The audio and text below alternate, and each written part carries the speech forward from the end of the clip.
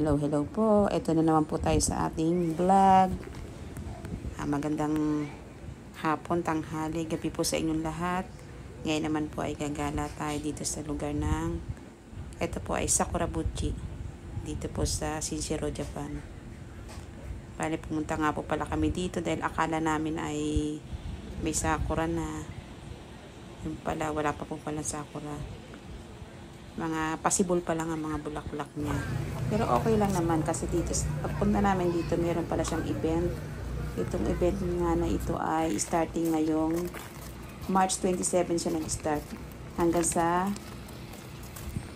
ang alam ko hanggang April po siya, hanggang sa magsibol nga ang sakura. Bale, yan, nanginain kami, bumili kami ng konting pagkain lang doon sa mga nagtitinda doon.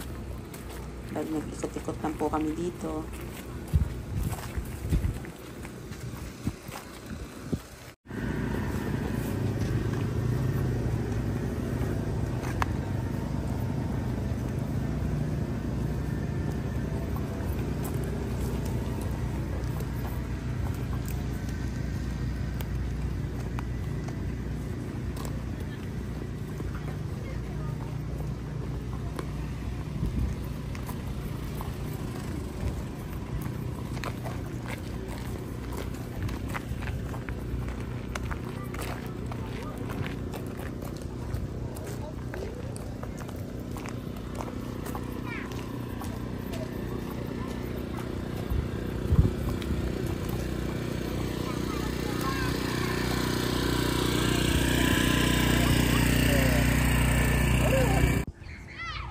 Pero dito po sa Bukana, may mga sakura na po sila. Ang sakura dito ay kulay puti siya.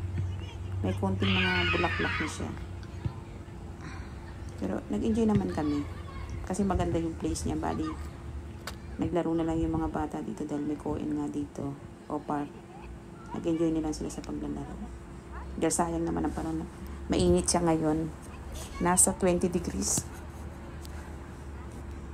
Kaya enjoy na lang nila ang moment. Naglaro na lang po sila.